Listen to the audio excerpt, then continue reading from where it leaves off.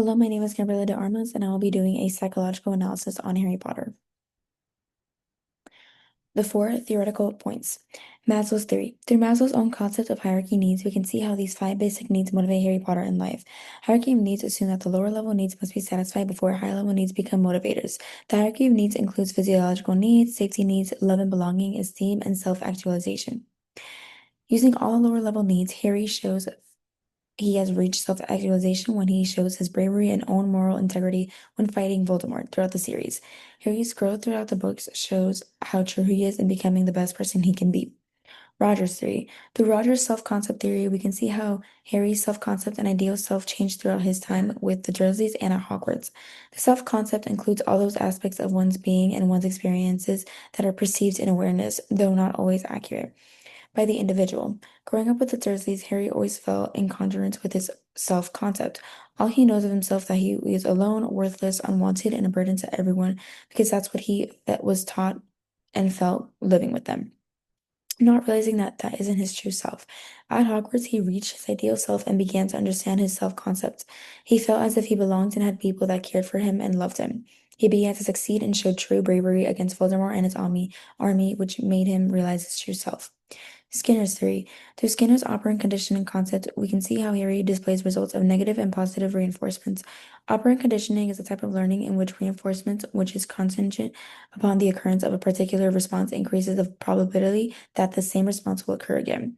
Throughout the series, Harry constantly gets praise for helping others, succeeding in Quidditch, and leading Dumbledore's army to bravery, which leads him to continue working hard and to never give up on himself. Positive reinforcements.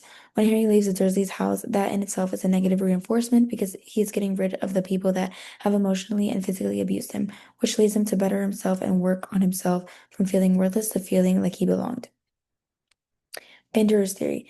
Through Pandora's social cognitive theory, we can see how Harry used observational learning to model those important figures in his life, which helped shape who he was as a person. Pandora's social cognitive theory states that personality is modeled by an interaction of behavior, personal factors, and one's environment. Harry didn't have any positive role models to observe until he reached Hogwarts. At Hogwarts, he began to observe and model those important figures in his life, such as Dumbledore, Hagrid, Sirius, Lupin, etc. By observing and modeling these figures, Harry began to understand and develop great bravery, wisdom, loyalty, kindness, compassion, responsibility, and independence. Harry also developed self-efficiency, which is the extent to which you believe you can perform a task and or control your own functioning. Key analysis points. Most of Harry's development occurred at Hogwarts, whether it was understanding his true self, reaching self-actualization, observing and modeling after role models, and or feeling loved and belonging after years of being abused and neglected. Harry finally learned how to model behavior and began to understand his own self. The success and respect Harry earned from his own legacy was not only his own form of positive reinforcement, but it was his drive to continue being a courageous and the best version of himself that he can be.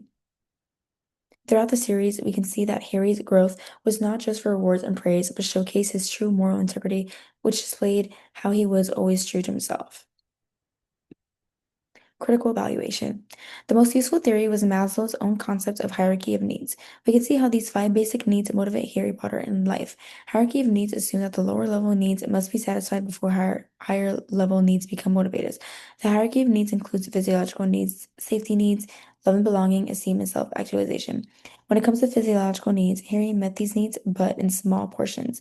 At the Dursleys, he received small meals and lived in a small cupboard, often neglected by his own aunt and uncle. This explains his hunger and loneliness he felt until he arrived at Hogwarts. When it came to safety needs, he always felt at danger whether it was at the Dursleys or in the unknown presence of Voldemort. However, once he reached Hogwarts, he felt safer knowing people cared about him. For example, Dumbledore, Hagrid, Sirius, and Lupin.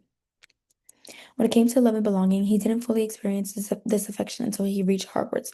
The friendship and bonds he formed with Ron and Hermione helped him tremendously, as well as learning more about his parents and his close family like Sirius. He learned to receive love and how to give that love back. When it came to esteem, Harry felt this achievement and respect with his own legacy. Not only was he known as the boy that who lived, but also received achievements from his success in Quidditch and for leading Dumbledore's army in the Order of the Phoenix. Finally, Harry shows he has reached self-actualization when he shows his bravery and own moral integrity in fighting Voldemort throughout the series. We see him constantly fight to protect Hogwarts and even willingly sacrifice himself in the final battle with Voldemort. Harry's growth throughout the books shows how true he is in becoming the best person he can be. When comparing theories, I learned that with Bandura's observational learning and modeling and Roger's self-concept, they all work hand in hand to showcase Harry's development and understanding of his own self. Key takeaways. Those role models we have in our life are the most important influential people we have and allow us to learn what behaviors to model and what to not model. Receiving all the needs from the hierarchy of need will allow you to not only reach self-actualization, but also understand your self-concept and your true self. Positive reinforcements can strive oneself to continue working hard to reach the best version of oneself. These are my references, and thank you for watching my own analysis of Harry Potter, which I absolutely love. Thank you.